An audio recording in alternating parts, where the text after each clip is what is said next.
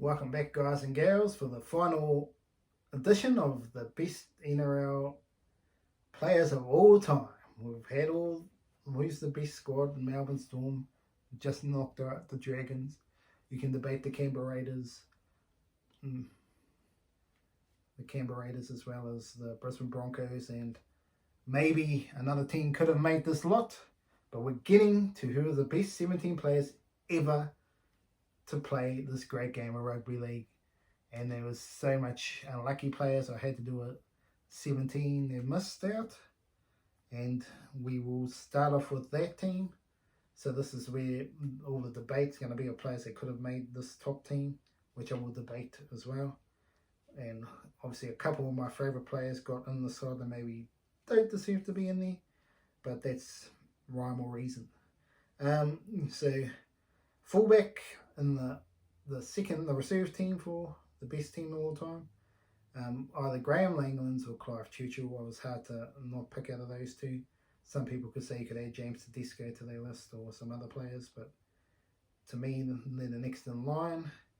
And even Jared Hayne could have been, but didn't play enough football for me to really put himself in there. Wendell Sailor and Eric Grove Sr. are my backup wingers, and could easily be in the best side ever. Mark Gasnier and Bob Fulton missed the big side, which probably gives you an idea who's going to be in the top side, but to be honest, they miss out. Now the number 6 was so hard. Number 6 was very hard to pick. It really was. I had to really think about it, but between Anthony Mundine and Kevin Walters, for me, probably Kevin Walters' record would say more, but Anthony Mundine's talent is unsurpassable, and you could add Benji Marshall to their list as well. Jonathan Thurston, clear cut number 7, but to be fair, I think maybe he wouldn't make the second team, but I've put a few in front of him, but that'll come to the top team when we debate the top team. Petro Civoniceva and Arthur Beetson. So you can argue those two could be in the top team, but I have found other players to take their spots. The number 9 was too hard to pick. You got King Carney, you got Danny Badaris, you got Steve Walters. Benny Elias could be added to their list. There's so many good hookers, it was hard to pick one. Brad Mackay and Sonny Bill Williams. And Bradley Clyde 13, he doesn't make the list. And he's probably the unluckiest one to make the list, to be fair. Not the only one, but my 14 is Brett Kenny. I think he's a very underrated player. And I couldn't go past the Warriors pairing Ruben Wiki and Steve Price. And Sam Burgess, very good player on his own right. And could argue he could make the top team as well, but they can't. You can't have all them in the top team. And obviously there's going to be some controversy in my top team, especially in the wing position. Very, very controversial. Halfback as well. But let's go through them. For the best 17 of all time, folks, right here, right now, Barry Charles selections. Billy Slater, fullback extraordinaire. That is, to me, undisputed. He's the best. Billy Slater. On one wing, Ken Irvine, the try-scoring king. Absolute freak of nature. He deserves to still be there for now. The other winger is Nathan Blacklock. And people are going, what? What about Wendell Sailor and Lockie Takiri? And there's a host of other great wingers, Eric Grove as well, senior. But I just like the entertainment Nathan Blacklock, right? And he brought so much entertainment.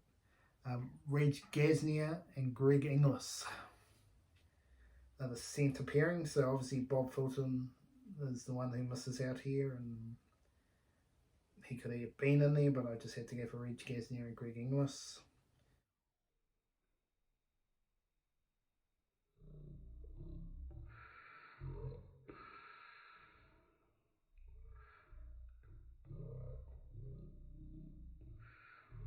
But Wally Lewis is the greatest 6 I've ever seen. And also some other controversy here in the 17 that Brad Fittler hasn't made the second 17. He would be in amongst those players as well, who are unlucky to miss the cut, but yeah, didn't make the cut. Number 7. Now this is where, no, there's other debates, but this is the biggest debate of all. Who is the greatest 7 of all time? Most people are going to say Andrew Johns. Yes, but to me, premierships matter. And that's the way I've focused my squads and selections this whole time, most of the time. And selections matter. And my selection here is a controversial one, but I think it's going to be taken over by someone very shortly. But at the moment, Cooper Cronk has the mantle. For all his premierships with both Thing and the Roosters, he was just outstanding. Most consistent footballer, one of the most consistent footballers the games he was seen. But there's one player looking to take him off their mantelpiece, and that's Nathan Cleary. He has 2 premierships now, but if he ends up with 5 and 6, he could be not just the greatest halfback, he could be the greatest player of all time. Now, his performances last year at the World Cup, neither they still won. They still won it. Doesn't matter. He was in the team. They still won. But he's got to do it. New South Wales needs to get wins on the board there. And also needs to get more premierships. If he gets more premierships, then look out. He is the GOAT. I'm telling you now, Nathan Cleary could be the best player ever to play the game. In front of Cameron Smith. But he's got a long way to go before he gets anywhere near that status. And I think Cameron Smith, the only thing with Cameron Smith can hold on, that he played so many games, as well as winning all that stuff for Queensland. So he really, if he wants to get up to Cameron Smith status, he's going to have to really start winning for New South Wales. So obviously, we say leave Andrew Johns. Well, he'll be here soon.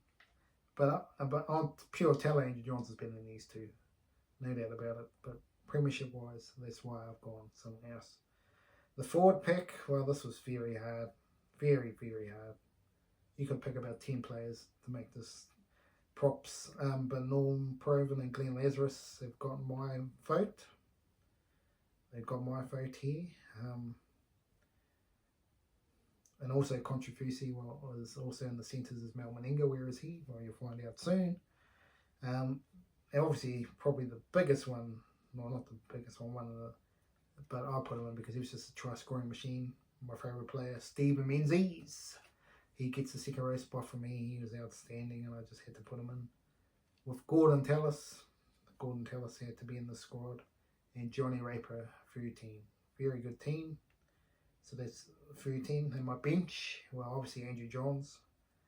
And then it was getting hard. I've gone for Shane Webke, but you could have put Arthur Beetson in there. You could have put, there's so many, Bradley Clyde, Petro Simonasiva. There's so many you could have put in there. Mal Meninga has to get a spot. He just had to get a spot. And my 17th player is Dally Messenger. Yes, there you go, folks. Dally Messenger makes my team the pioneer of the game, the one that pretty much started it all, moving from rugby to league, and he really made this game what it is now. So we have to thank Dally Messenger, and that's why he's in the 17. So my 17, best 17, is Billy Slater at fullback. Controversy on the wing with Ken Irvine and Nathan Blacklock, Reg Gasnier, and lost my train of thought there.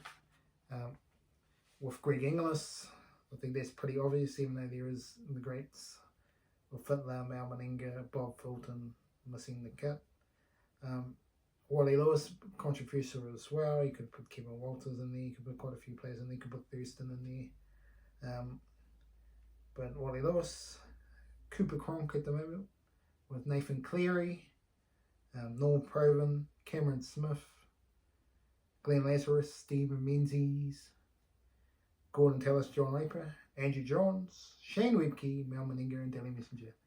I hope you've enjoyed this video, and that is my series wrapped up of the best players of all time. Remember to like and smash the like button, and we'll see you at the next video.